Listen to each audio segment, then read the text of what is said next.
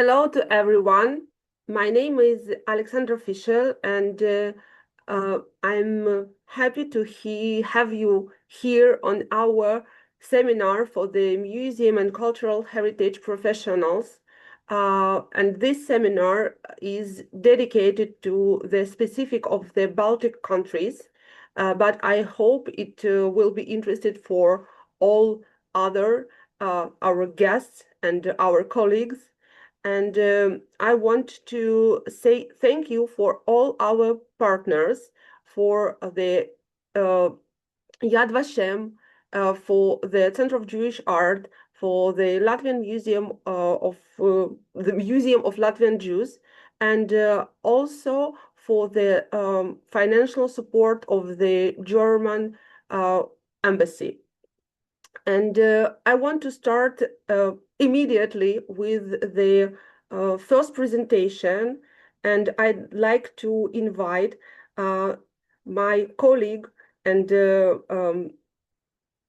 our partner from Yad Vashem, Dr. Serafima Velkovic, the head of the Family Roots Research from the Yad Vashem archive, and with the speech about the Latvia, from Lithuania to Kluga concentration camp, tracing Jewish prisoners through Yad Vashem archival source.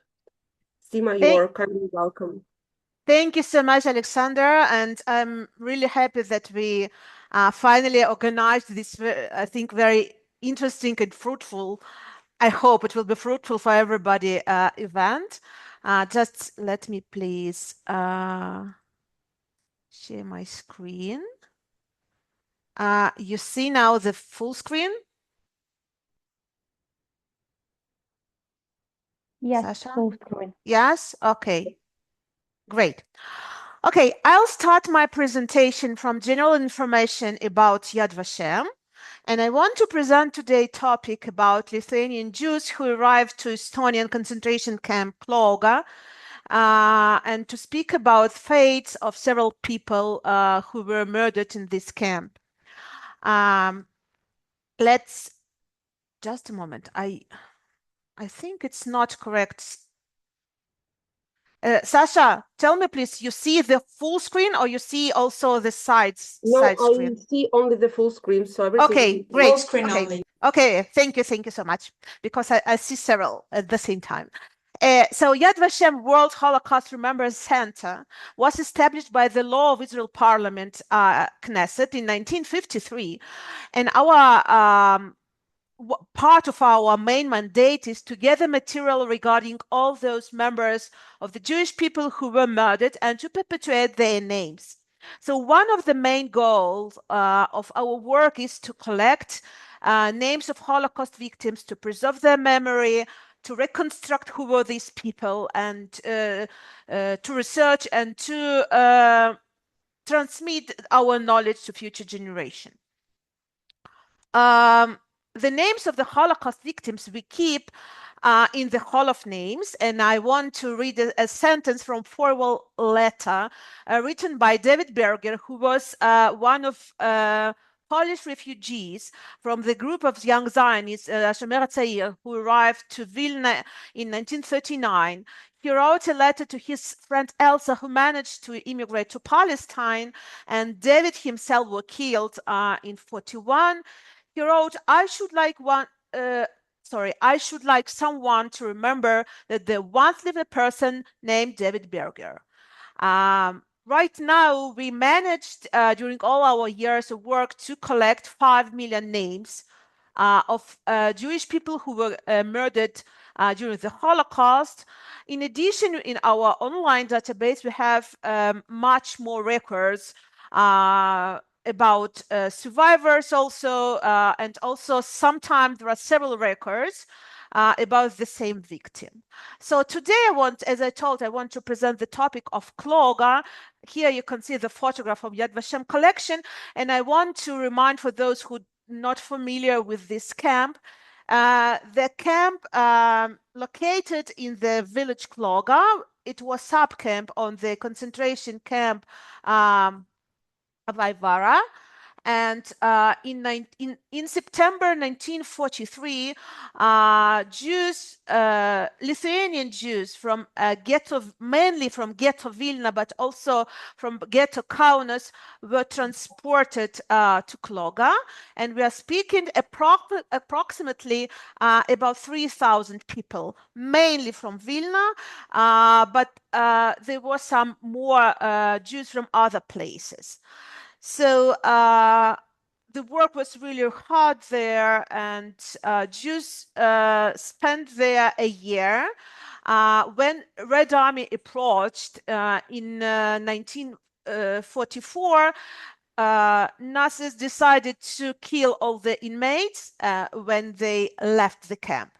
So when Soviet Army entered the camp in September 44, they saw such pictures. You see here bodies, and they wanted to burn, but they did not do that. They didn't have time.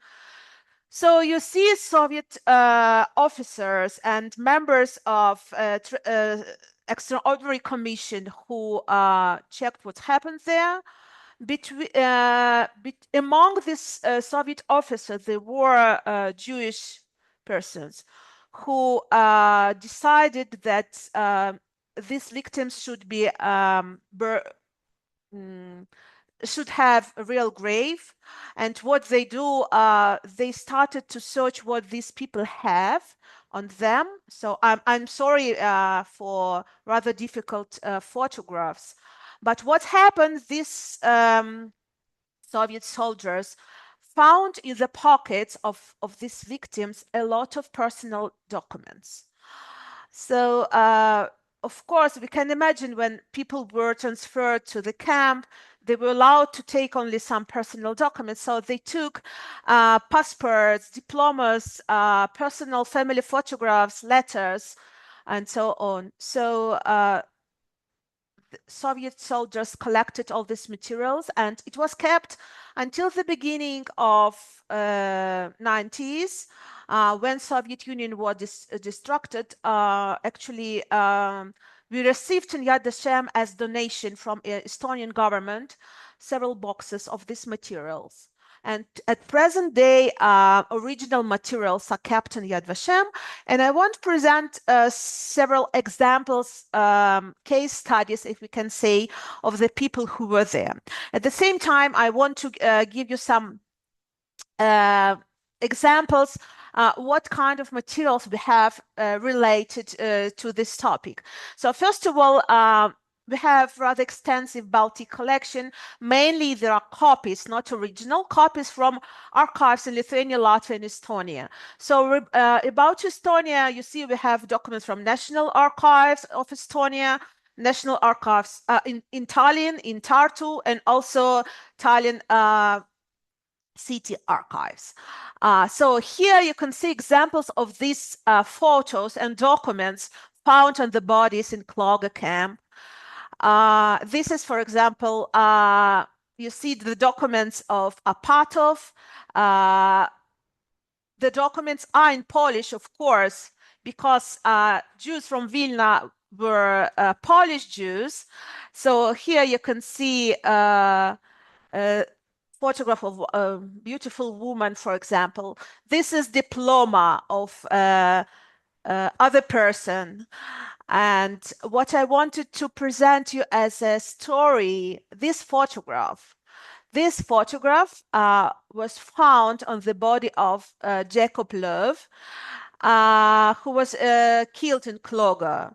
So Yad Vashem actually investigated this case, and we discovered that this photo was made in pre-war Nemenchin in Lithuania, small desert place, and Jacob was took photo together with his friend Lusa Pinchuk, and they just the picture was taken when they played some paper game. And you know, as in the past, when people were in Kurort, there are some photographers who went around and photographed people, after that sold them pictures. So this is a kind of such a picture. But Lucy never knew that Jacob took her picture together with him to the camp. And we can suppose that he was in love with her. And we can see here his document from Kloga camp. This is archival envelope from Origin Archives. And Yad Vashem has official copy holder. Yad Vashem is official copy holder, and we have copies of the collection. This is a card from Kloga, but we can find here also his personal ID card, and also inside the ID card, the photograph was included. We also have his birth record. Of course, also, you see, it was partly burned and it was renovated. And what is interesting, one of the relatives of Jacob filled out page of testimony in 2002. And at the same time, Yad Vashem interviewed Lucia, and she also submitted page of testimony in the memory of her friend, Yaakov, and in 2007, and she mentioned that she was his friend, and she mentioned what exactly happened to him, but actually the final fate she discovered from the story that Yad Vashem could provide her. I want to share another story. You see here the picture of Shepsel or Shabtai Blacher. He was actually the person, rather famous person in Vilna, because he was part of Yiddish theater in Vilna. And he was also part of Judenraten ghetto. What he did there, he wrote stories of actors, Yiddish actors who were killed in Ponari and in other places taken from Vilna ghetto. You can see here also his picture together with his friends, and which documents he had on him. You can see here it's written from 38, a member of Warsaw Theater Union, Polish Theater Union. So we have here also his card from Kloga camp. Now, what is interesting in Vilna ghetto, you know, the cultural life was rather rich. And also, I'm sorry. All of which will take. Could you please, mute yourself. So what we have at present day in Yad Vashem, we have copies of the list of library readers. And here we can actually identify also Blacher Shepsel, who went to the library, took books, and I can say that there were hundreds of plays that were on the stage, and there were thousands of people who come to see this plays in Yiddish. And what's happened when Shepsel was taken to the Kloga, he just left somewhere the handwriting that he wrote in Yiddish about 21 Yiddish actors. One Polish man just found it, but it was without any cover page. And after the war, he saw it in Yiddish, and he donated, not donated, he forwarded it to one of Jewish person who he knew. And it was discovered that this is actually a treasure written in the ghetto, about the ghetto actors. And it was published in New York in 1962, and it was called 21 Actors and One, because it was added the biography of Shepsel himself. I also can show you he appears in the list of murdered Jews in Kloga that we have in archives. And which else materials we have about Kloga camp? First of all, we have trial materials, after war trial materials from different countries, and you can see here, we also have collection of trials, criminals related to Kloga. You can see here a letter written in 1965 related to World Jewish Congress, and there is a list of which documents they could trace related to Kloga trial. At the same time, one of the main sources on the territory of former Soviet Union investigation of Soviet Extraordinary Commission, so-called ЧГК, and the raw materials from different parts of former Soviet Union and included also Estonia. You can see here also a list of Jews murdered in Kloga between 41 and 44 as an example. I'll very briefly present you several more collections in order to let you know how rich are materials, how much and how deep research can be done. We have personal collection of Holocaust survivor Dr. Mark Dwazhetsky, who was physician in Vilna ghetto, and after the war he helped survivors. He collected materials, and after that he donated to Yad Vashem. One of the piece of documents, for example, this is diary written by Hermann Krug, who was killed also in September 44 in Kloga. Another very important collection are letters and all kind of newspaper parts sent to Ilya Ehrenburg, who collected materials for publication of his famous Black Book.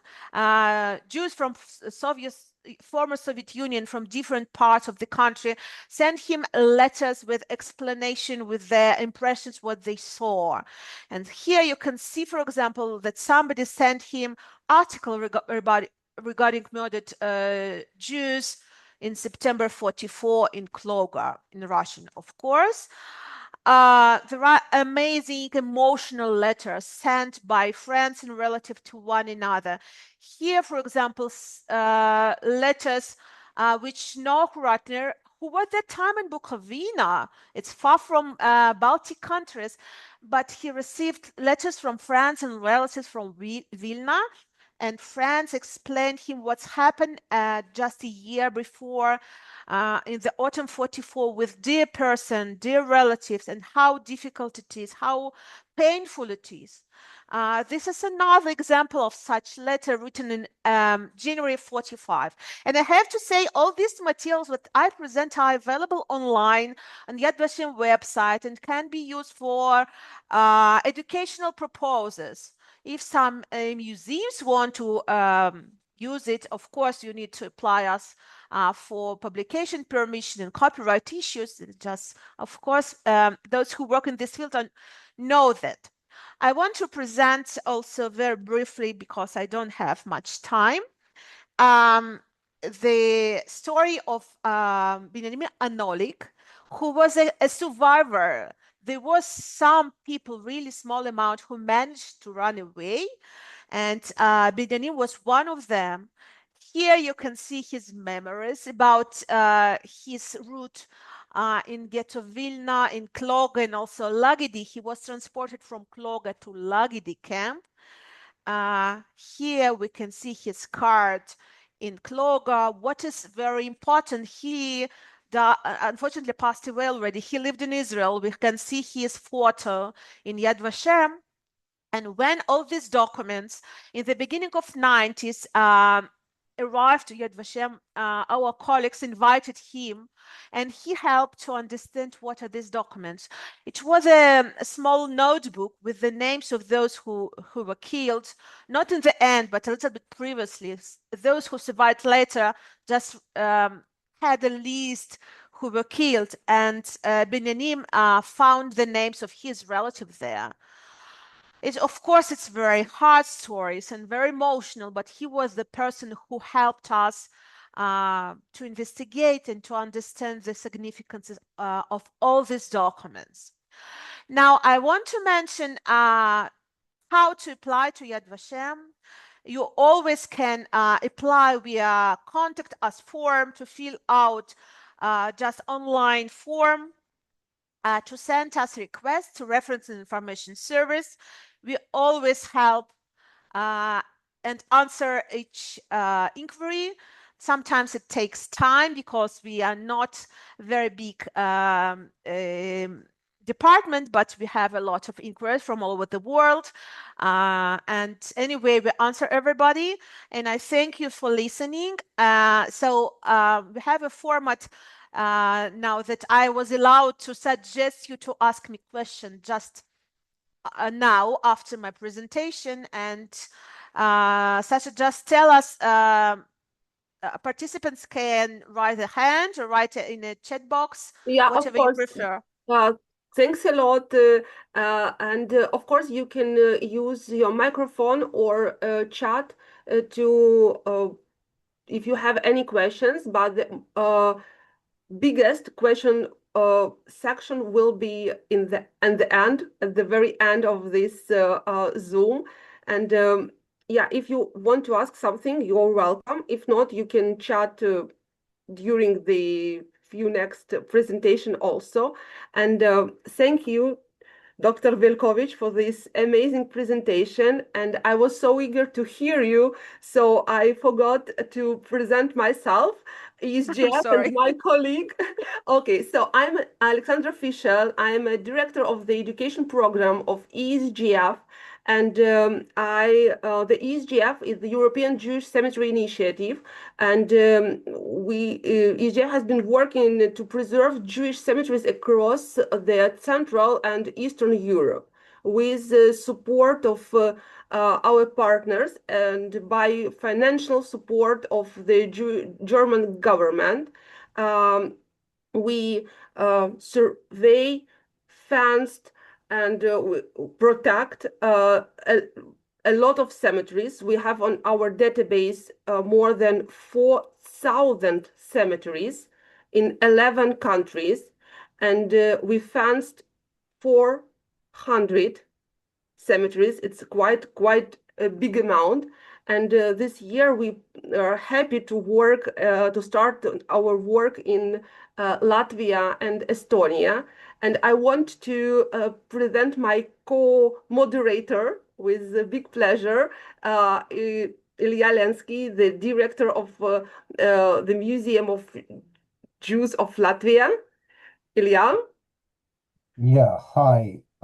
So we, with Alexandra, will be co-moderating the session. So I represent more a museal part here, and I see we have quite a number of museum professionals among our participants. So we cooperate with the ESJF in the sense of providing them historical information about Jewish cemeteries, but also we want, and one of the goals of the seminar is very much to stimulate museum professionals, education professionals, tourism professionals, tourism administrators, not to be afraid of the Jewish heritage, to use different available collections and different sources to tell the story of local Jewish communities, be it archival collections in Yad Vashem, and I'll add to what Dr. Vilkovich said. It's important that Yad Vashem holds copies of some of the documents, like she mentioned the letters to Ilya Ehrenburg from Russian and Belarusian archives, which are not obviously available to researchers. And so I hope I would not trespass too much of Yad Vashem autonomy by saying that if you're interested in certain particular locality, you can address Yad Vashem and ask what sources they may have, and it can be very useful. Also, Yad Vashem has obviously documents not only related to Holocaust, but also to, let's say, a pre-Holocaust decade or even longer. So there are important sources on Jewish life generally in the interwar period. And so the same, we want our participants not to be afraid of the Jewish cemeteries, include them. People usually, from also my experience of sometimes guiding people are interested to learn who's buried in a cemetery, what stories are connected with people who are buried there. So feel free to look on the ESJF website. I think you can see what cemeteries are already documented. And yes, and I want to add that during our survey, we gather a lot of photos from Jewish cemeteries, and we don't have enough place on our website to put all of our treasure. So we cooperate with the Center of Jewish Art, and we share our data with them. And I am happy to invite for the next presentation the director of the Center of Jewish Art, Vladimir Levin, and his Dr. Vladimir Levin, and his colleague, Dr. Anna Berezin, to present the presentation about the Center of Jewish Art at the Hebrew University of Jerusalem and its Bestseller Narkis Index of Jewish Art and Material Culture. I'm really sorry for interrupting, but maybe we'll finish because we suggested to ask questions and we'll continue further if it's okay. Okay, but we don't have any question. I don't see them. Okay, and I only wanted to say to Ilya, I really appreciate, I know that, thank you for your introducing Yad Vashem. I only want to tell that actually collection of Ilya Ehrenburg is original in Yad Vashem because his family donated us the letters that he received from all these people. But it's available online on our website. If there are no questions, I'm really sorry for interrupting, and so good luck to Anna and Vladimir. Serafim, thanks a lot for coming, and it was really a pleasure as usual, and very happy to be in partnership with Yad Vashem Archives and with you especially. Thanks a lot, and hope to see you next time. Sure. And the floor goes to the Center of Jewish Art. Thank you, Alexander. Yeah, sure. Thank you very much. Yeah. So Anna and I, we divided our presentation. Anna will speak and I will smile. That's a good division. Thank you so much for the invitation, and it's always a pleasure to speak in front of the involved audience. I think that first I should present a little bit the Center for Jewish Art. Unlike the Yad Vashem, which is known globally, I think the Center for Jewish Art probably is less known. And so we'll speak very shortly about the center itself. And most of the time we will devote to the Index of Jewish Art, which is a database accessible online. And part of this database includes materials from Latvia, Lithuania, and Estonia. And just before we start, and I'll also finish with the same sentence, that everything that is shown today is accessible online, and you can get it through the Index of Jewish Art. But let's shortly speak about the center, which was established in 1979 by Professor Bezalel Narkis.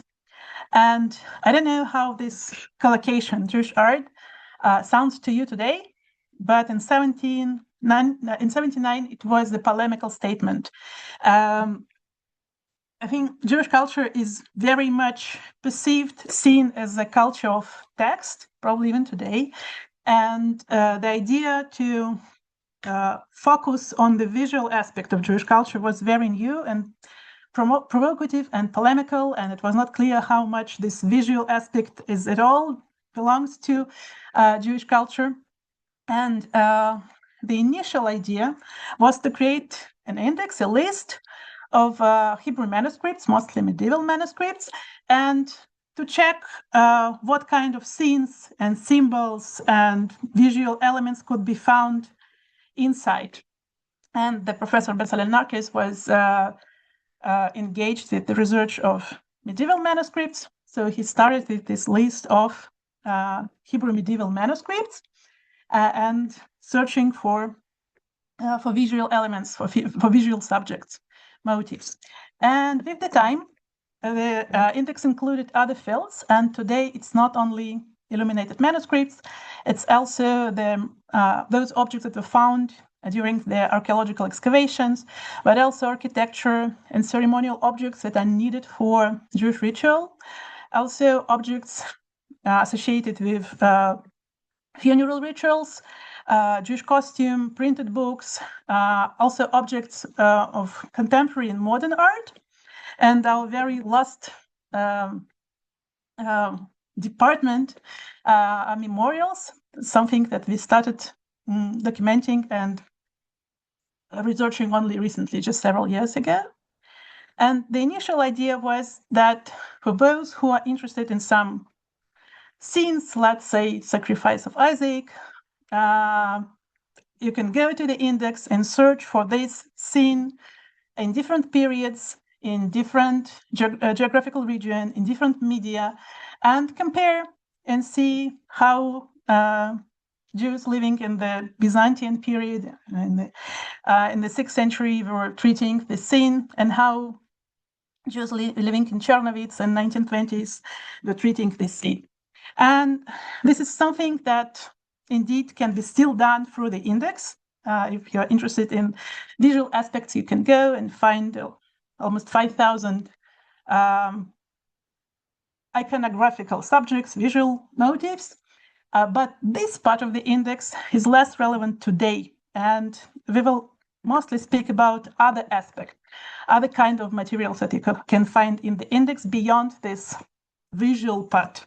And this is something that can be described as the index as the repository of Jewish material culture.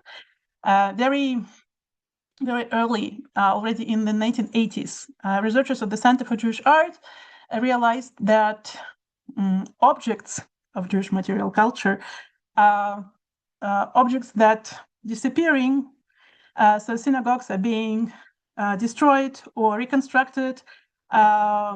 Objects, the memorials are being destroyed.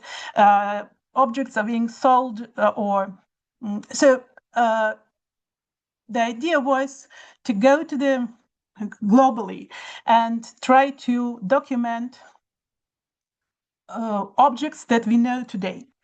And so, as I already mentioned, the fields are very multiple, from manuscripts to the architecture and cemeteries. And here is the map of the countries there the Center for Jewish Art worked.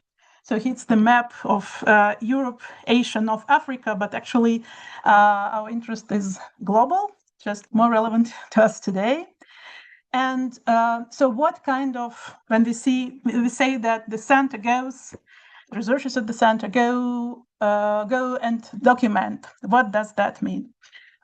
So if we speak, for example, about architecture, then the center interests not only in synagogues, it's also cemetery chapels and batei tahara in Jewish cemeteries. There's also ritual baths, Jewish houses, if they have something specifically Jewish.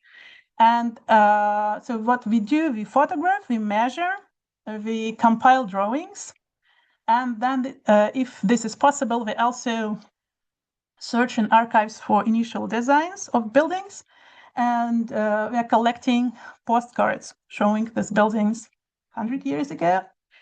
And we are not only interested in the buildings, but also in ritual subjects that Jews needed to for the ritual.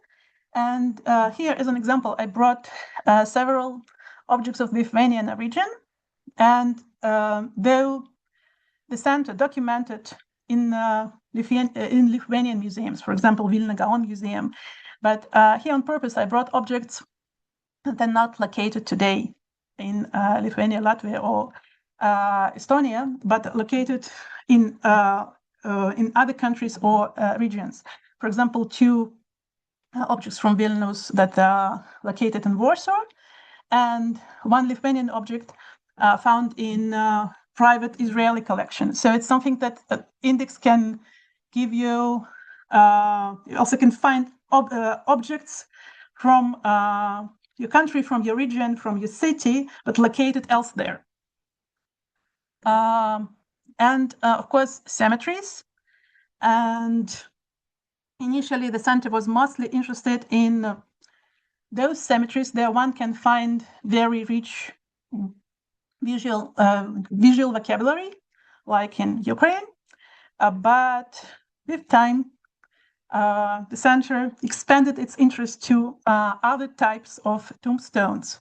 Those that probably don't have that many decoration, but that might be still interesting for us as researchers, and of course those who make genealogical search. For example, what kind of languages do you find on tombstone? How different are messages in these languages? And here also an example of tombstone with a name of tombstone maker as a very interesting subject. Who made stones and how they were moved around regions and countries. And so it's not only synagogues, cemeteries, and objects from Jewish houses and synagogues, but also printed items. But here, one more time, we are not a library. So you will find thousands of books in the index, but it's not the full book. It's only those pages that have some visual element.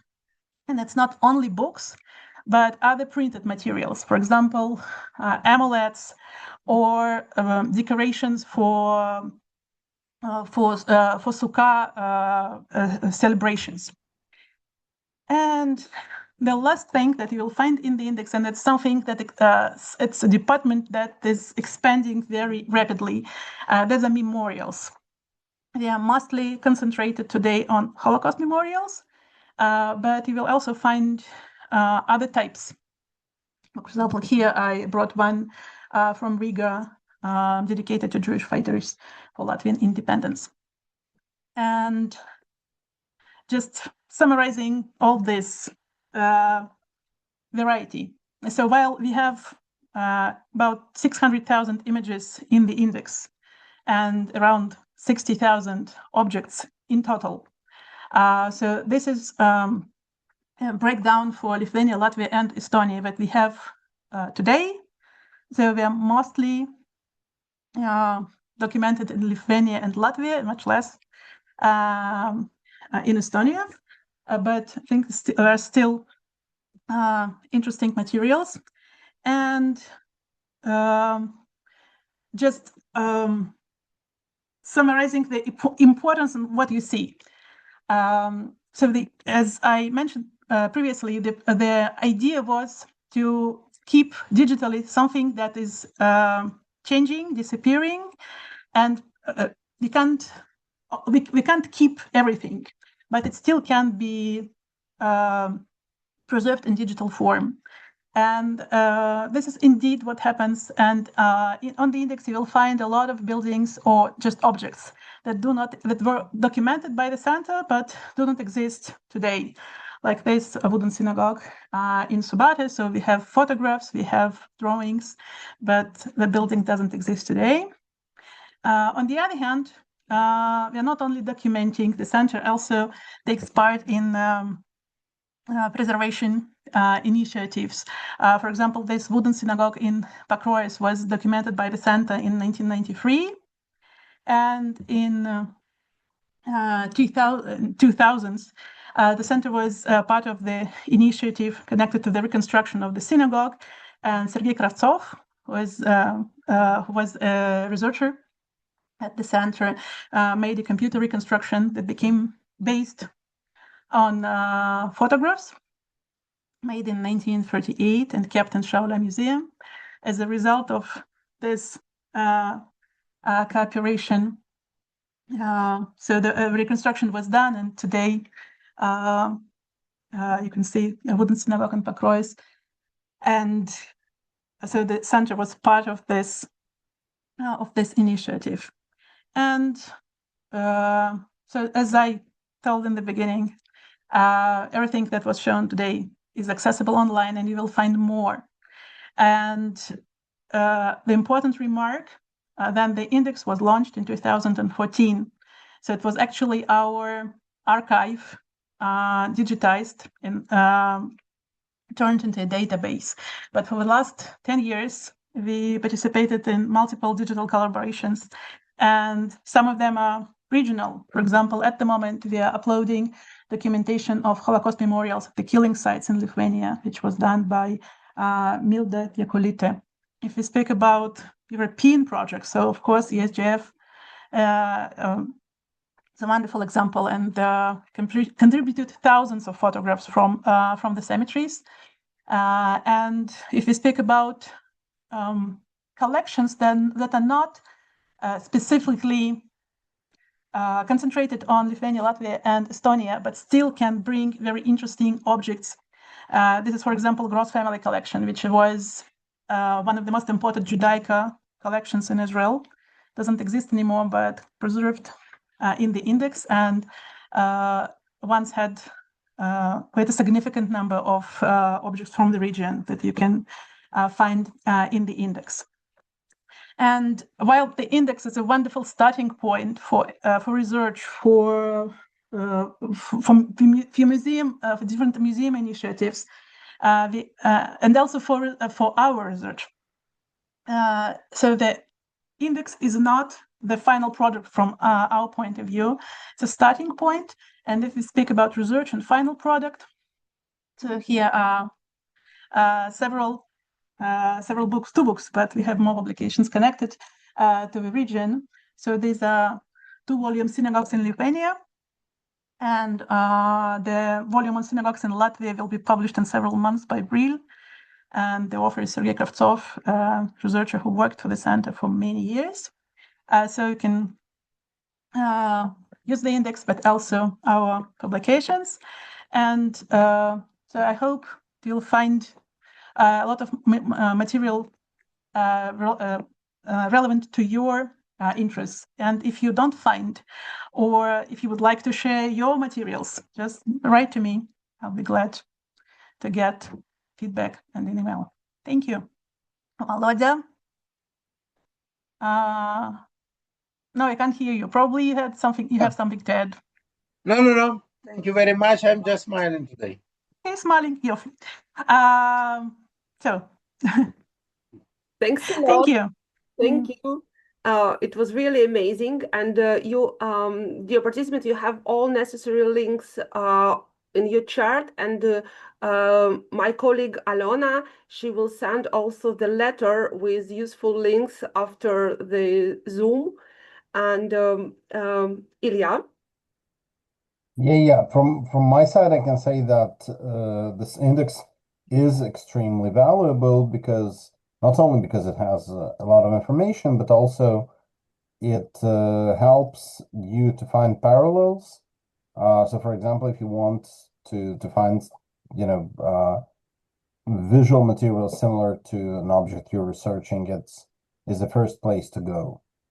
Yeah, you can just browse. I don't know if you're researching Pakroy synagogue ceiling decorations, you can browse through hundreds probably of other decorated synagogues and see similarities and so it's very valuable index. And concerning the synagogue in Subata, for you to understand, I think it was torn down like 3 months after it was documented, or like very shortly after. So really, it's very useful, and so okay, we'll get to our next presentation. Sarah Shore is the conservation and restoration specialist and object documentation specialist at Yad Vashem, and Yad Vashem has not only documents on which Dr. Velkovich spoke, but also a lot of artifacts, ranging from prisoner numbers to artworks dedicated to Holocaust. It's a huge spectrum of objects, and Sarah Shore has worked on different aspects of them, including the provenance research and including the story of the objects. So we highly encourage you also to use this aspect of Yad Vashem collections. Sarah Shore, the floor is yours. Okay, thank you very much. I was the manager of the artifacts collection, didn't really have anything to do with restoration or present, but we, of course, preserve what we can. And first, I'd like to thank you for asking me to speak. I sort of tend to tell more stories. I hope I'll manage to keep within my time limit. Let me share my screen.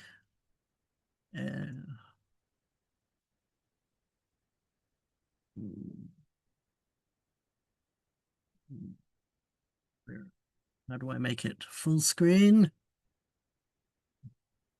Oh, okay.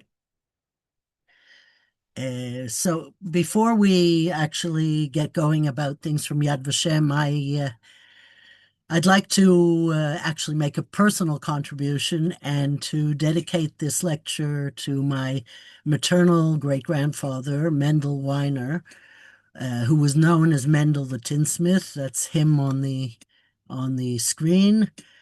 At the wedding of his daughter, Sarah, my namesake. And I'd like it to dedicate it to him, his children and grandchildren. They were murdered. They were from Vexnia or Vexnie. You'll have to excuse me for pronunciations of Lithuanian places in the northwestern corner of Lithuania. And the sole testimony of the events in Vexnia on August 4th, 1941 states, behind the Vexna cemetery, they shot 3 elderly Jews, Chatzkel Garbel, Mendel the Tinsmith, and Feinberg the Shochet. Mendel the Tinsmith was my great-grandfather. The others, all his descendants, still in Vexnia, most of the people in the photograph, were marched to Mazaike, and they were murdered there. So I guess this is the personal end of my lecture. But now to Yad Vashem. As Seema said, Yad Vashem is the World Holocaust Remembrance Center. And basically, Yad Vashem's been collecting documentation from the end of World War II, but that includes documents, photos, artifacts, and artwork. And because of the volume of items, there's a division between the different collections, and the artifacts collection can be all sorts of things. Some of this is the museum, and as you can see, there's a doll, there's a hat, there's all sorts of items. And until the 1970s, very few people were telling the personal stories. It was more of the big picture, the trauma, the terrible story of the 6 million. But also the world, I think, in general, moved from national narratives to individual narratives, from the general to the particular, and from the big story to the personal. So in 2005, Yad Vashem changed its museum from a mostly black and white photograph, 2-dimensional display to what exists today. Now, these items, the artifacts, were collected from the beginning, but really it was only when the new museum was put together that they became more significant, and we did more research on them within Yad Vashem. There was more information, but it was a matter of finding it. So today there's between 30 and 40,000 artifacts in the collection. The uniqueness, of course, of the collection is it's mostly donated by survivors or their descendants, and that enables us to focus on the personal story, which makes it easier to connect to the public and tell the individual stories. In a broad sense, we can divide the collection into 3 categories: everyday items that have become significant because of the events, items created as part of the implementation of Nazi policy, like yellow stars or striped prisoner clothing. And then there are items created during the war from materials at hand. They're rare, of course, but they are significant. So today we're focusing on artifacts from the Baltic states, and I will give you for a few case studies. We'll see how many we manage to go through. Okay, this is the first. It says in Yiddish, "Die Reinkeit liegt in Scheinkeit," which could be translated loosely as "purity lies in cleanliness." I know the expression is "cleanliness is next to godliness." This, of course, is an object, an everyday object, which was common before the war in many homes, putting quotes, embroidering them, and then putting them on the wall. Now, this one tells a personal story, but it's not, we don't know who created it, and we don't know exactly where it was created.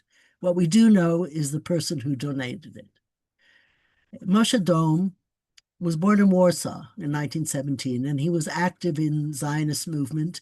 So he made his way with many of his friends to Vilna, hoping to escape from there to Eretz Yisrael.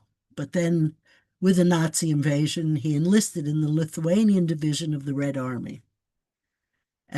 He stated when he donated this item to us that 1/3 of the soldiers in his division were Jewish, which I found very surprising. And during the war, he passed through many towns across Lithuania with his unit. In one of the villages, I don't know which, the soldiers entered the empty home of a Jewish family. And on the kitchen wall was, of course, his cloth decoration embroidered with an image of a woman in a kitchen and the Yiddish saying, "Die Reinkeit liegt in Scheinkeit." And Moshe, in his testimony, states that as the Jewish soldiers marched through the villages and towns, they began to understand the magnitude of the disaster that had befallen their people. They presumed that the fate of the rest of European Jewry was the same, and felt that they had arrived too late. In a letter that he wrote after witnessing the scenes of destruction of Jewish life, he says, "We have already lost the war. No Jews are left in Europe. There is no hope in finding any of our family."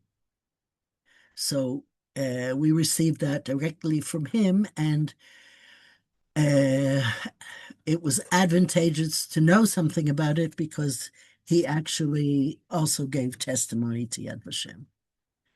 The next item was more of a job and tells a story without actually even seeing the artifact.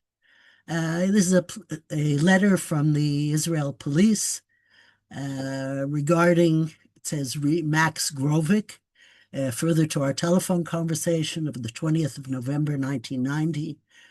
It states, on the 19th of October, 1990, Max Grovik died in Tel Aviv. The inventory recorded that among his belongings was a blue-gray striped coat of the sort worn by Jews in the concentration camps, and on it the number 8125. Now, of course, if someone dies and the police is dealing with whatever is left, that tells a story in and of itself. This man obviously died alone, which is, he survived, but tragically, there was no one else to collect his belongings. Here you can see his prisoner number. But we started to look for Max, and the only thing we really knew was his death date and his name. And we started looking in some of the sites of the burial in Tel Aviv. And this is where I have a word to the to researchers that often what is initially a typing mistake, which was calling him Max Grovik, made my work quite difficult until I got rid of the vowels and realized that really the name of this person was Max Gorbik. And then we found his details, his tombstone. At that time, there was no site, though now there is a site called Graves with a Z, where one can search for by name for sites. This was quite a few years ago. At any rate, once we had his real name, we were able to search through Yad Vashem archives and the ITS, and we found him quite quickly. He was born in 1912 in Olita, which I understand is also called Alitush, and his number is indeed 81825, the same number that appears on the coat. Further documents told us a bit about him, that his father was Lev. We actually knew that from the tombstone. And his mother was Sarah. And we could understand from the documentation there that he was from Kovno, from Kaunas. He was sent to Kaufering, and that's where he received the number that was on his coat. And he was liberated in Dachau, maybe possibly in the main camp. So I don't know to what extent he went on a death march or anything, but in the last line, I understand that in 1950 he went to Paris, and then he managed to make his way to Israel. Sadly, that's all we know about him, but at least we can give a name to this artifact. But it brings me to a question which we've often asked, or sort of why hold on to such a distressing memento? We have many concentration camp clothing, and it seems surprising why anybody would actually hold on to this. But as someone who has done a study, Dr. Bärbel Schmidt did a study about the uniforms. She writes, for the survivors, though the clothes reminded them of the horrors, for those who managed to survive in the camps, the clothing became a badge of honor. The next item I'd like to speak about, I'm sort of trying to show you how things originally arrived. This was all the information in 1979. A prison dress from a concentration camp in Germany. This is our accession book. Came from a G. Dvorkin in Sweden. That certainly doesn't tell me very much information. Though the artifact itself was very interesting. And so when the new museum was put together, it was chosen as a sample of the kind of things that we knew from testimonies that prisoners who went on the death marches at the end of the war, when they were marched out of the camps they'd been in, they were forced to take one sleeve of a different material and put a X on the back and different yellow stripe on the front. And in the corner, you can also see that she had her prison number 6762. But we didn't know who G. Dvorkin was, and it was just impossible to find any information at the time. But luckily, Genya Jakobson, who was originally Genya Dvorkin, actually visited the museum in 2008. And she said, thank you for the family. It was a moving experience. And she tells some of her story. My whole family were imprisoned in Kovno ghetto and deported from there to Stutthof, from there to Estonia. My mother, sister, and I were sent to Port Gunda, which I understand is port. My father and brother were sent to Kluga and Varvara. She is the only survivor. It also says that in 1943-44, she went from Estonia to Oxenzoll, working in a munitions factory. She finishes with the moving information. It was not easy for me to write this letter and relive old memories, particularly of my parents. With best regards, Henny Genya Jakobson. She also enclosed photos with with her arriving in Sweden, where she was taken for rehabilitation, wearing the dress. And as you can see, she seems to be quite proud of the dress, and she sort of wears it, as Dr. Schmidt said, as a kind of badge of honor of everything she went through. Again, the number on the dress is 6762. She says that she was Stutthof and then Neuengamme, Ochsenzoll. Ochsenzoll is a subcamp of Neuengamme. Her number in Stutthof, in documentation we found once we had her name, was 70242. So we presumed that this was her name in Neuengamme camp. But when we searched through the numbers, we found a card with no name at first, of Neuengamme, with the number 6762. But a further search showed us that this was the number in Stutthof of a different woman, Marie Stein, who was born in May 1924 in Vilna. So we weren't quite sure what to make of this, because we had received the dress directly from Genya, who said it was hers. And then we did a further search in the Stutthof lists and found that both of them are on the same list, not that far from each other, registered quite close to each other. We don't know. We wonder that perhaps that moving on to the death marches, they were forced to exchange clothing. We'll never know. But it's also, sometimes you have to think out of the box, because the documentation can give you false information. The last thing I'd like to speak about, I hope I still have time, is this set of three, I think there's actually four, but I only have a photo of clay heads.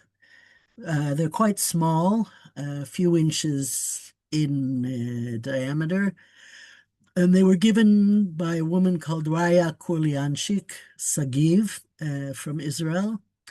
And what we know of the Kurlianchik family is what we know from Raya. The family were also from Kaunas. The father had some kind of plumbing, from what I understand, a plumbing, or he was a plumber, I guess.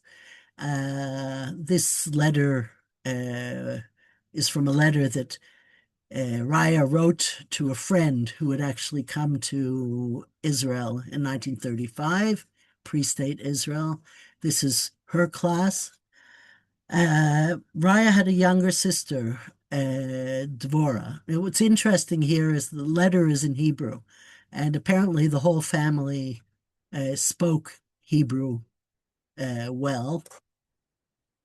Deborah, the youngest sister, was born in 1928 in Kaunas, and she was deported from the ghetto with her parents, her sister, and her brother in 1944. The men were sent to Dachau, while the three women were sent to Stutthof, and from there to Mürzen labor camp, where they spent 3 months digging anti-tank trenches.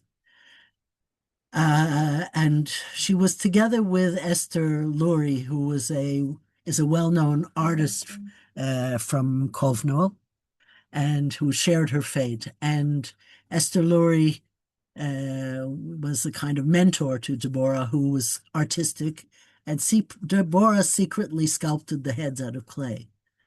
And when the prisoners were forced onto a death march, she took the clay heads with her.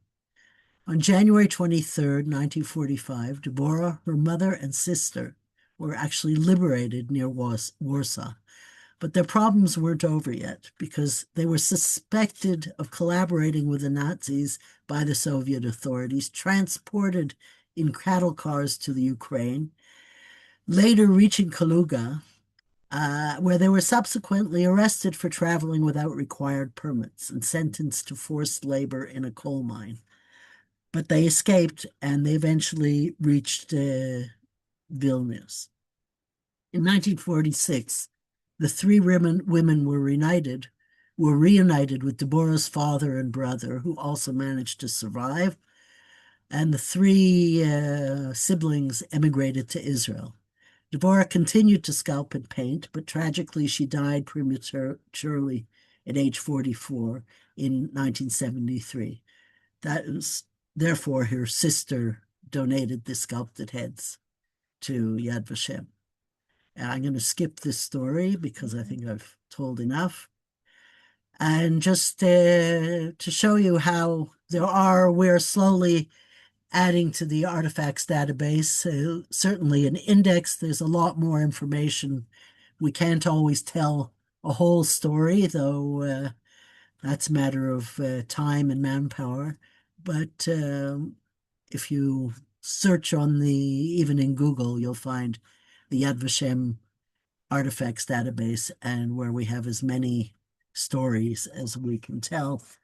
Each one tells a whole fate of someone, or most of them do anyways. That's it. Thank you. Thanks a lot. It was a great presentation with so interesting artifacts and with so personal stories. Thanks a lot. Okay, my pleasure. Yeah. And if you have any questions, not to forget them, you can use the chat, but the question section will be after the presentation, and we have the only one left. I would like to invite my colleague and Esther Ziskin to speak about the ESJF publication and to speak on behalf of the ESJF. So, Esther, you're kindly welcome. Shura, thank you so much. Yes, it's a great honor to be speaking on the behalf of ESJF, which you have already presented so beautifully. I am going to share my screen.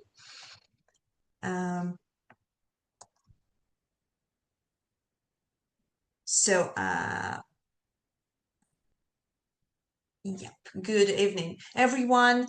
It is my pleasure to spend some time with you talking about the ESJF Guide to the Jewish Cemeteries. I decided to divide this session in two parts. First, the first one will be theoretical. I will talk about the guide, and then we'll look more closely on what it can teach us. This will take about 15 minutes, and then we'll have about 15 more minutes for some practical training. So make sure you stay until the end, and make sure if you want, you take part in the practical exercises in the end. So the ESJF Guide to Jewish Cemeteries in the Classroom, which I had the pleasure of co-writing with Alexandra Fischel, is about to turn 6 years in less than a couple of weeks. So over this period, it has been translated into 5 languages: Ukrainian, Polish, Lithuanian, Slovak, and Romanian. And in addition, 3 special localized versions were released for Hungary, Croatia, and Georgia. As this guide has always been easily accessible, by the way, here are 2 QR codes, one for the English version, another one for the Lithuanian version.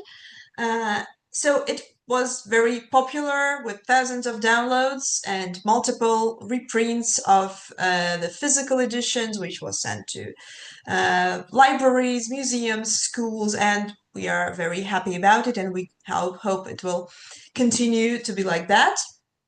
So what idea stood behind the guide? We wanted to create something like a cool textbook on Jewish cemeteries, easily understandable, interesting, and despite the subject, fun. So our main audience was therefore school teachers in non-Jewish schools across Europe who wanted to teach their students on Jewish heritage. The Jewish cemetery is, in fact, a great example of Jewish material heritage. It's, if you will, an open space museum or a stone archive or a historical source. The main point being that it's not something foreign or strange, but rather an integral part of the space where those students or teachers live in. So, in fact, the book proved universal, and it can be used not just in classroom, but basically by everyone who's interested, by any museum workers or, in fact, even private researchers who want to explore Jewish heritage and Jewish cemeteries.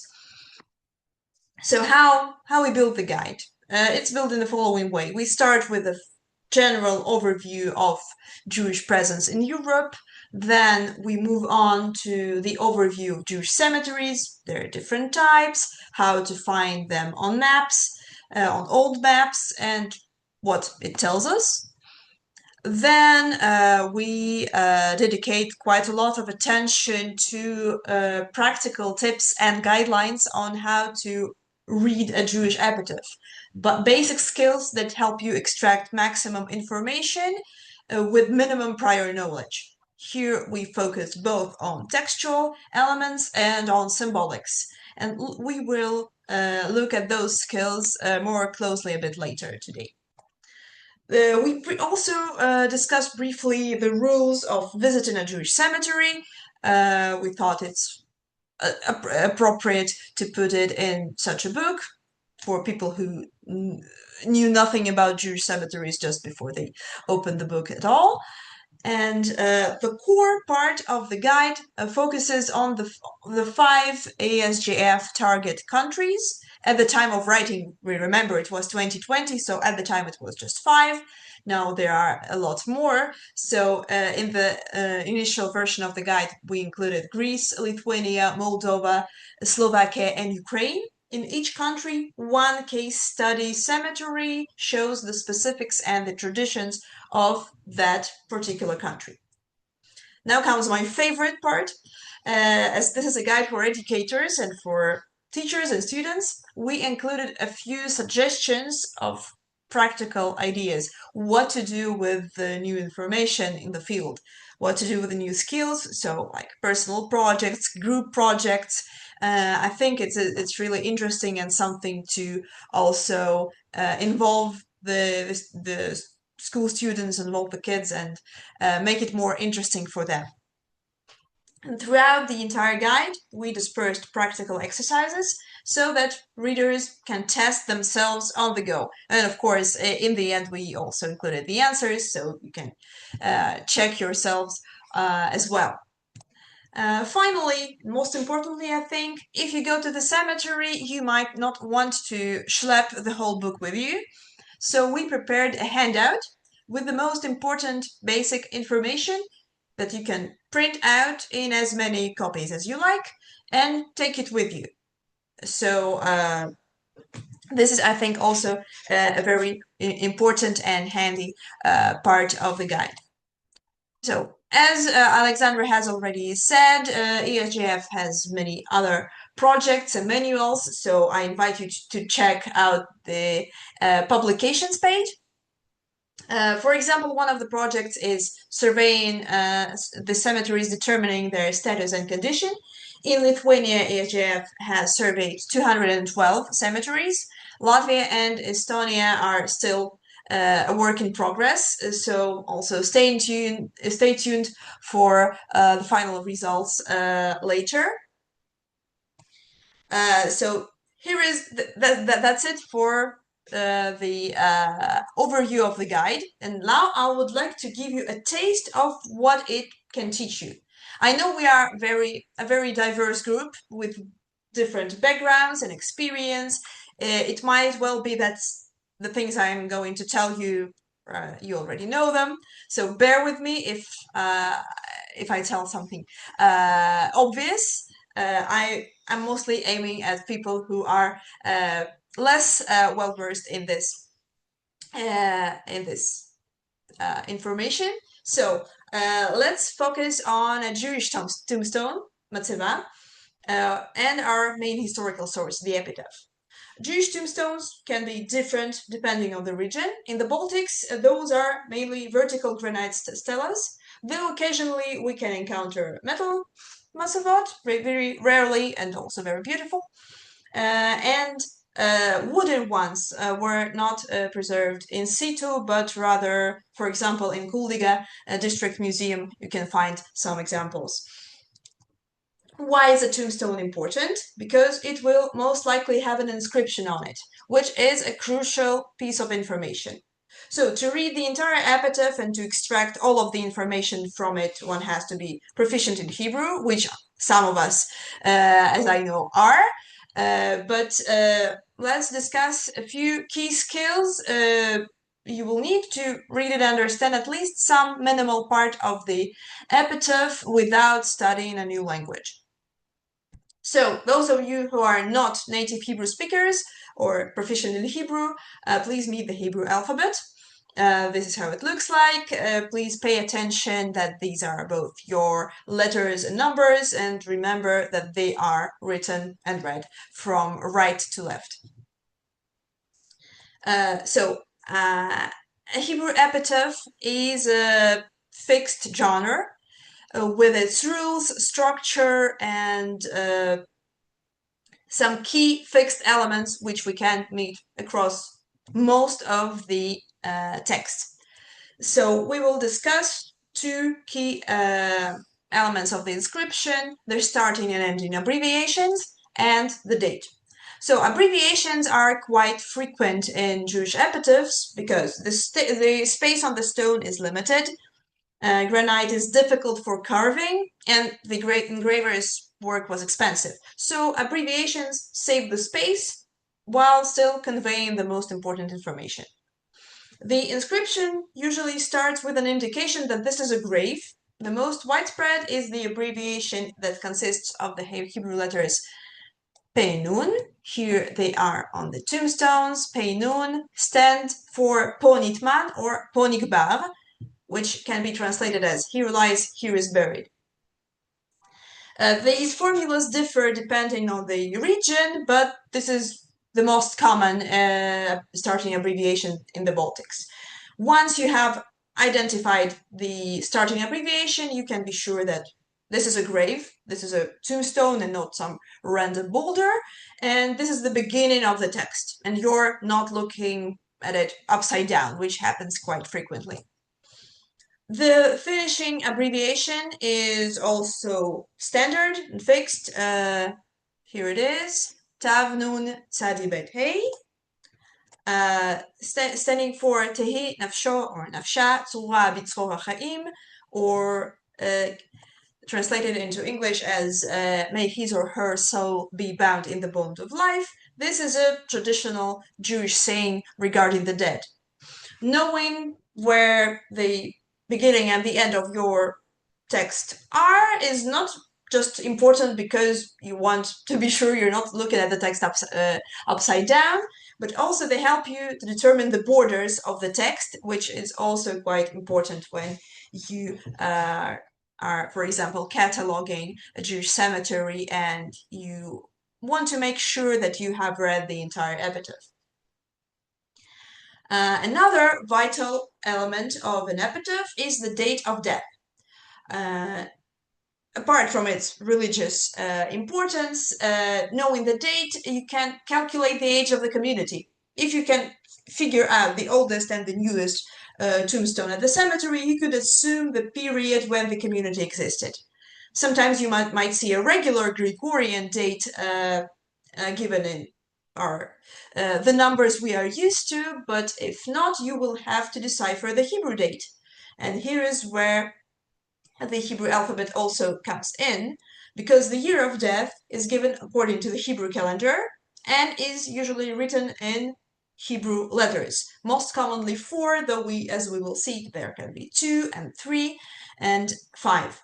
But let's remember that the most common way to write the Hebrew date is in 4 Hebrew letters. How it is built.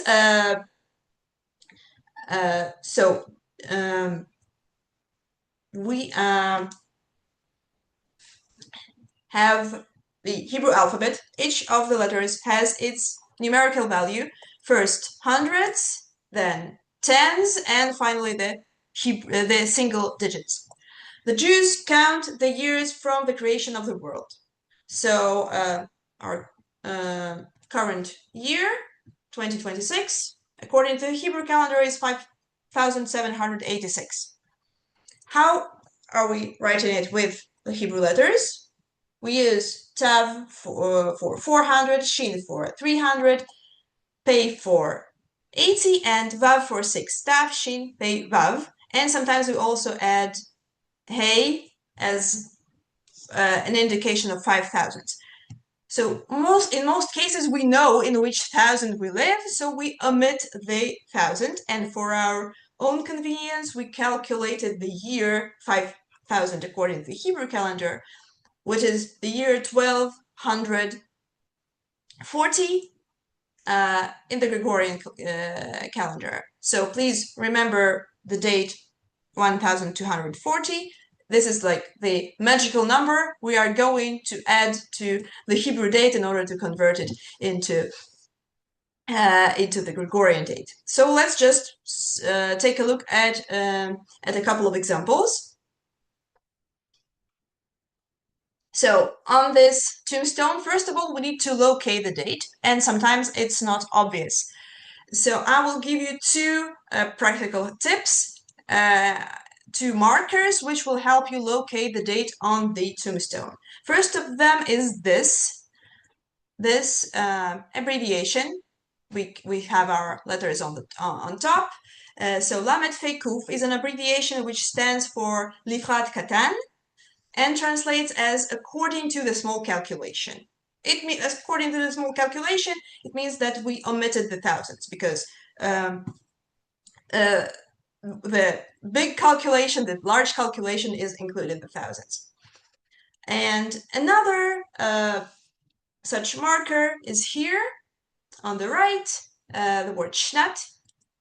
It's a short word, not an abbreviation. It translates as a year.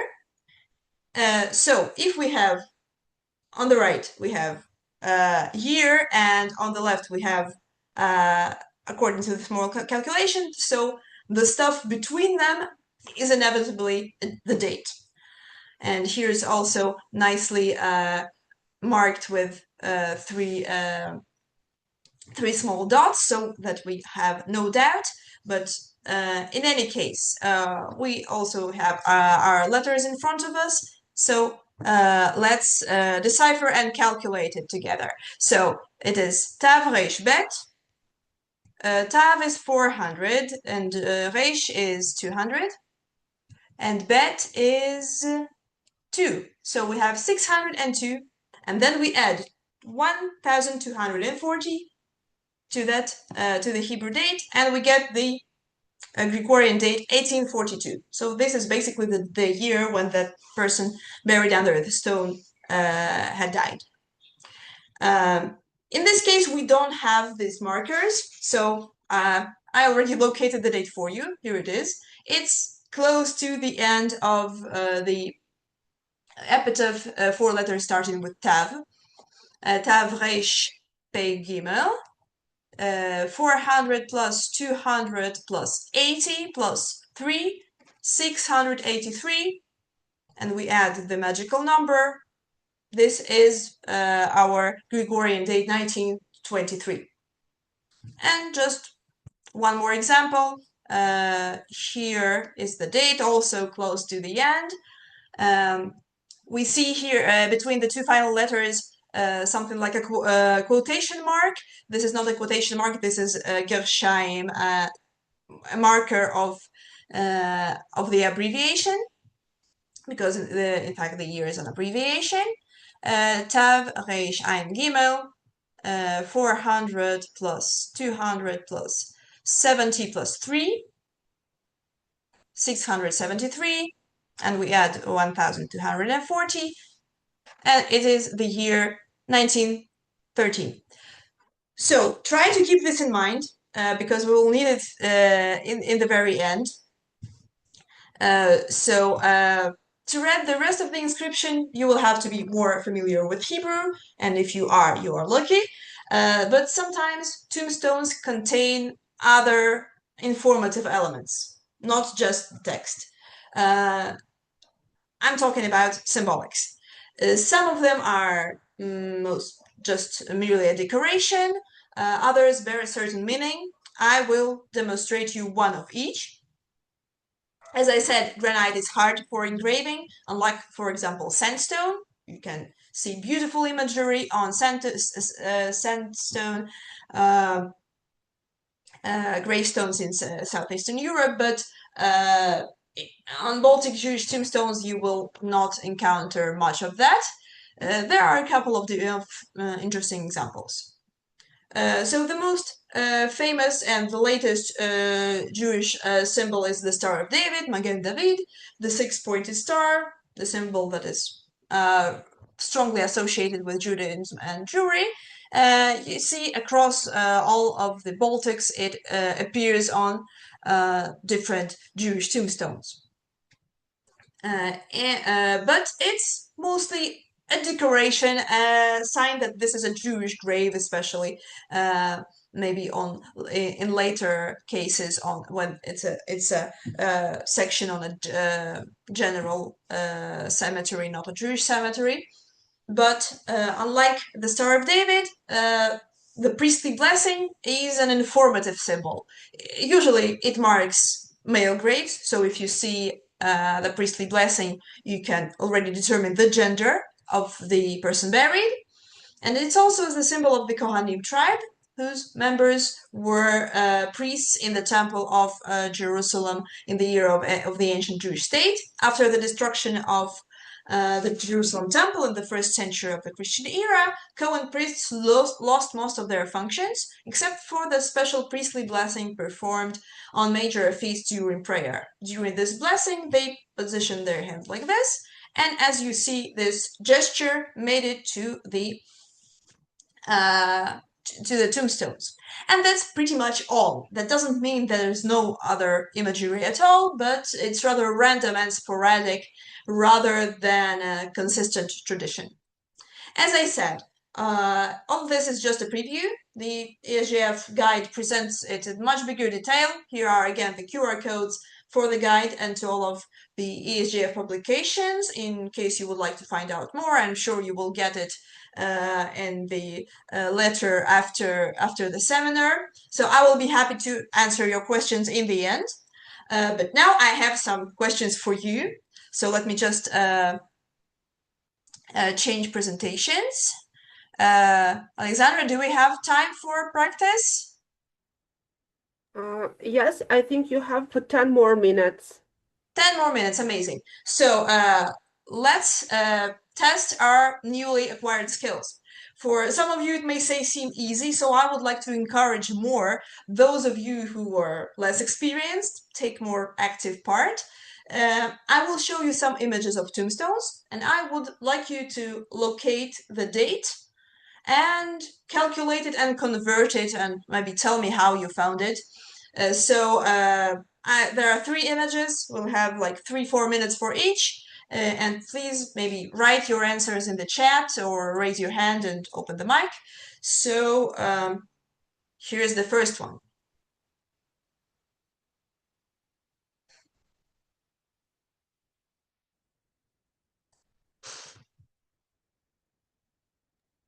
You can use the microphone and the chat as well. Vladimir, this is not fair. I asked people who are less experienced to chip in. Let's introduce kind of a threshold. Somebody without doctoral degree in Jewish studies. Let's get Yes. I mean, I don't have any, but still, like someone without C2 in Hebrew. But with degree, you can use the private messages to send it directly to Esther. Yes, please do.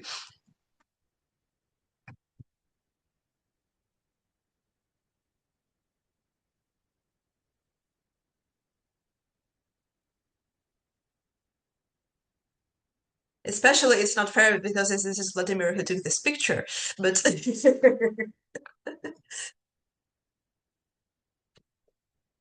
for which we are very thankful.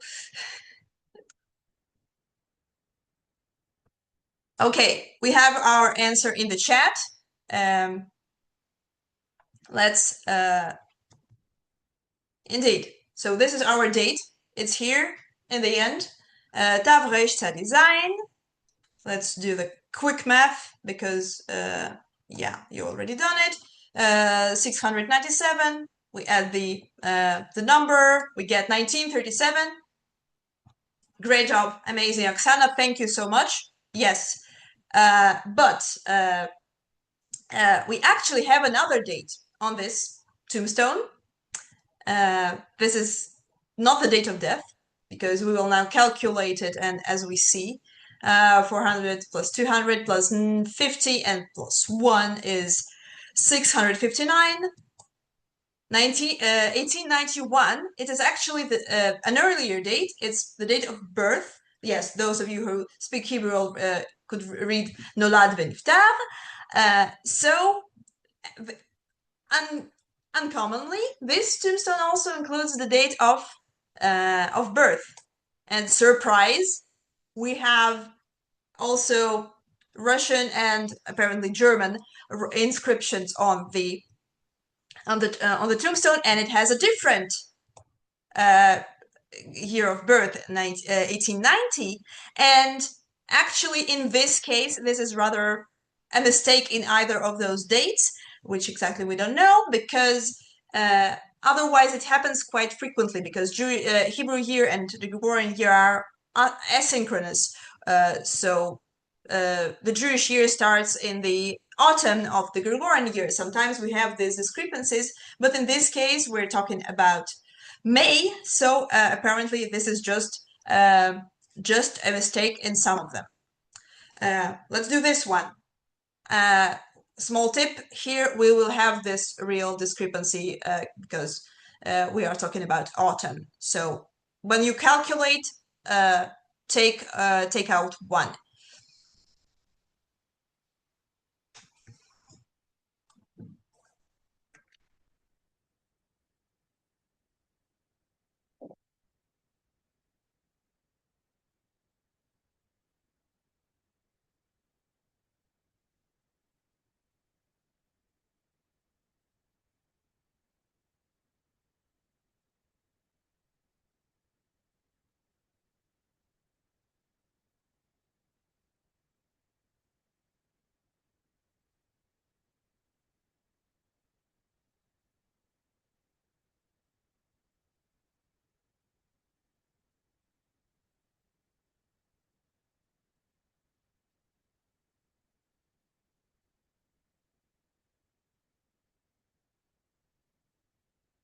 Anyone?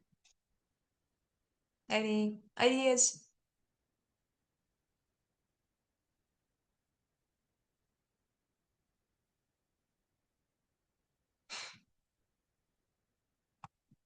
Okay, let's do maybe. Maybe Okay. let's check. Do you recognize the letters? I mean, the letters that you can see on the left in the table, can you match them with the letters that you see on the tombstone? Okay, we have two answers, and one of them is we can discuss, and another, like, they are almost correct. So the date is here, as you sorry, it doesn't move. Okay, this is the date. And I read it as Tav Reish Ayin Chet, but this could be Chet, this could be Hey, so it's either 5 or 8. This is we can discuss it. I still think it's a Chet.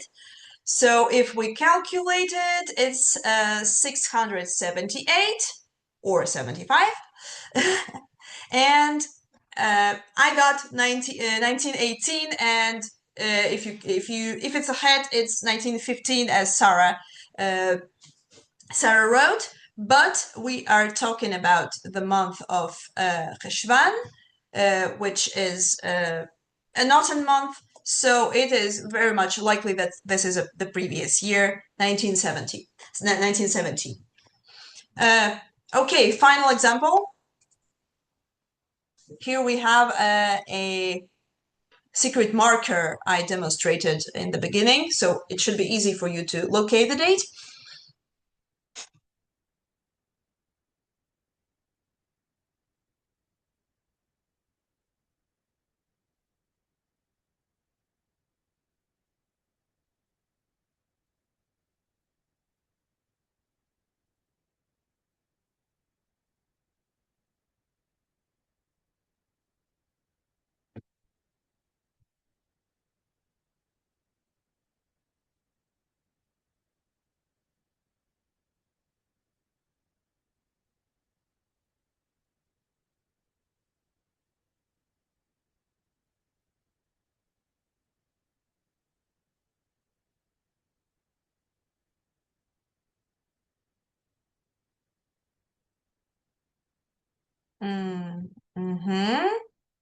Have two versions. Okay. Maybe half a minute and then we'll discuss. Just maybe someone who hasn't tried their okay. Okay,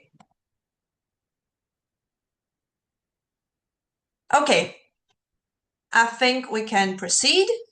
So in this case, Katarzyna is right. This is our year after the word shnat, which is year. Tavresh Peizain, year 687, 1927.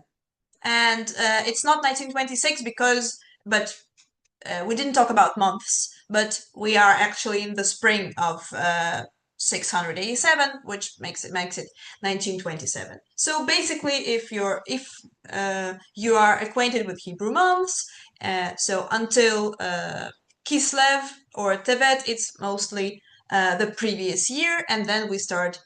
So we add not 1,240, but 1,239. But this is a very detailed. This is very basic because half a year is not too much of a discrepancy when we are talking like big history. So thank you so much for your attention. This is my contact details. You've noticed I love QR codes. This should be a QR code to my email. And in the Q&A session, I would love to answer your questions if you have any. Thank you so much. Thank you, Esther. It was very nice and, as usual, very informative. And I hope that participants will use the manuals to learn more about. And thanks a lot one more time. One more, I want to say that this manual was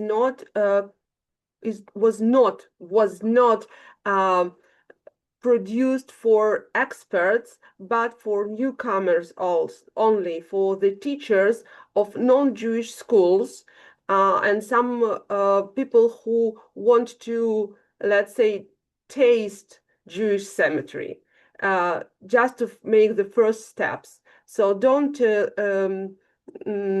put a lot of hopes on this manual if you are already experienced. Maybe the next step would be to create the very big manual for the experts only. Esther, it would be the next idea, I hope. Count me in, as always. Okay, so we finished our lecture part, and before we will go to the question section, I would like to give floor to Ilya Lenski. Yeah, we would like to thank all the participants. We have rather diverse collection. Here, I mean, Lithuania is most represented country, but also a very broad spectrum. Also, people not residing in the Baltics, but having some sort of connection to the Baltics. And so we would like to thank our partners, who in this case is not only European Jewish Cemeteries Initiative, ESJF, but also Yad Vashem, and our Museum Jews in Latvia, and Center for Jewish Art at the Hebrew University of Jerusalem. So all our institutions, in one way or another, deal with the Jewish heritage. All of us hold bigger or smaller collections that are relevant for Jewish heritage, but also for family history and all kind of things. So we encourage you to address your local institution.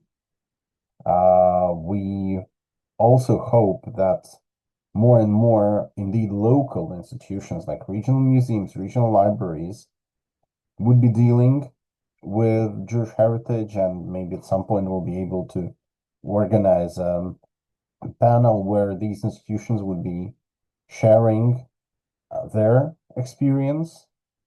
And so we want, in this sense, to commend our Lithuanian colleagues, where a lot of synagogues in Lithuania are being restored. So now probably we should go to questions. Yeah, we would like you to ask questions if you do have so. You can use your microphone, and of course you can use the chat, and we have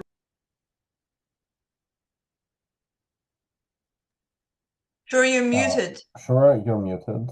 Okay, so we have from 10 to 15 minutes to answer all questions. So please, feel free to raise your hand. I mean, with a Zoom reaction, or just unmute yourself and start talking.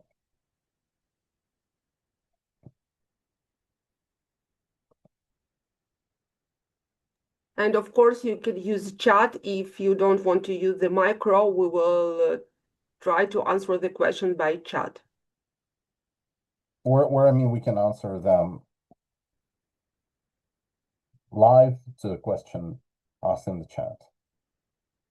And please do not hesitate to address also some of the issues that you may presume have not been covered.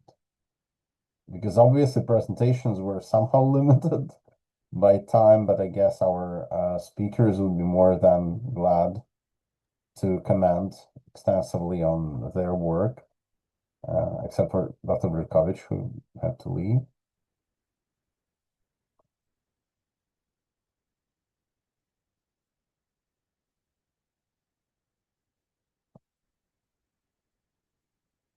Okay, if not, I have a few questions from the registration form I would like to try to answer on. Meantime, one of them is how to involve non-Jewish population to preserve the Jewish heritage. And I would like to tell you that today we have quite a lot local initiatives. And even we published a few years ago a very nice book. You can find it among our other books, among other publications. It's called Best Practice.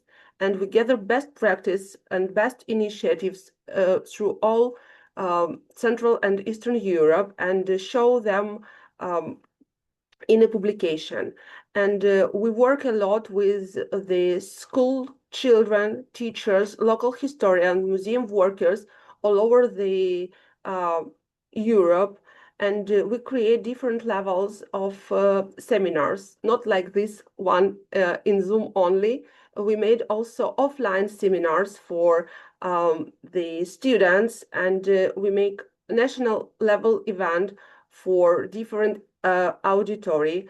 And if you want to know more and to be able to participate, please or follow our website or our social media. And here I would like to thank especially to Alona Mishakova, our communication officer. She was in contact with you. She sent all communication, and thanks to her, we have a nice communication. And also we will publish on our social media, on Facebook and Instagram and LinkedIn, of course, the resume of this event. And if you want to know more, you can follow us on our social media or follow the website. Okay, maybe someone have another question? Remarks?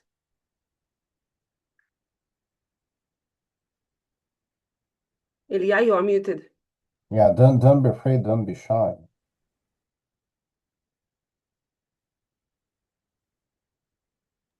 Someone asked me a question in the private message, but they already left.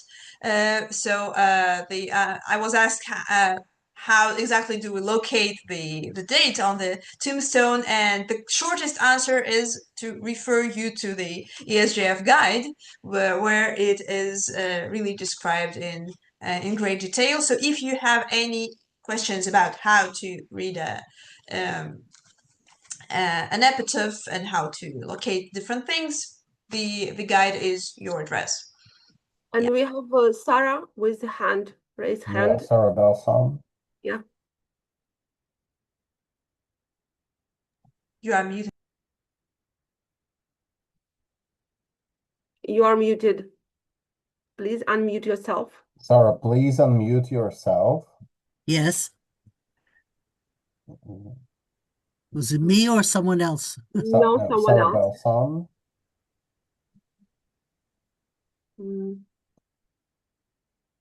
Sarah, you have. Am I unmuted now? Yes. Yeah, now yes. good. Now Okay. it's okay. Sorry for the trouble. It made me go through a series of steps. First of all, I just wanted to say I appreciate the conference. I appreciate the content and how thoughtful the presentation is. I'm an English teacher in the United States, and so I just had the opportunity to visit Lithuania and Latvia, and one of the subjects of my trip was memory and remembrance. And so I came across your group and the other day. And so this is all kind of new to me, but I wanted to say that I was looking at the website and I enjoyed, and I don't know if this is directly part of what you do, but the EU youth competition. As an English teacher, I was really impressed with what students in other countries had produced regarding Jewish heritage and remembrance. And I would love to do something like that. I don't teach at a predominantly Jewish school, but I have made the Holocaust and related topics a focal point in my classroom. So I will be thinking about in the upcoming months and year, more ways to incorporate this into my Holocaust and unit. But specifically, I'm wondering if you have any suggestions. I was looking at the guide that Esther put together, and I thought that was terrific. And I was trying to think of ways I can adapt it to my own curriculum. Again, if I were to bring this like to my temple or something like that, it might be helpful. My Hebrew is poor. So, but I guess I was just thinking if you had any suggestions or if you've spoken to other people in a similar position, if they had any suggestions, Yeah. I'm very open. Okay, so first of all, I want to thank you to be with us, and we have not only the student competition, we have had also the teacher lesson plans competition. So we have a dozen of them, and we have some of the best on our website, and you can look through them also. It can help you. And either you can write me and we can make a separate Zoom. I would be happy to share with you our experience, but it should be the separate Zoom, I think, for teachers only. Yeah. Thank you. Also, I wanted to add that you said your Hebrew is poor, but this is the whole point. Like this is this is for someone who is not proficient in anything connected to Jewish heritage, Hebrew included, so that you can get just a few basic skills to get you going, get you more interested, and then as you go, you can maybe decide to improve your skills and something like that. Okay, thanks a lot. If you have any more questions, please don't hesitate.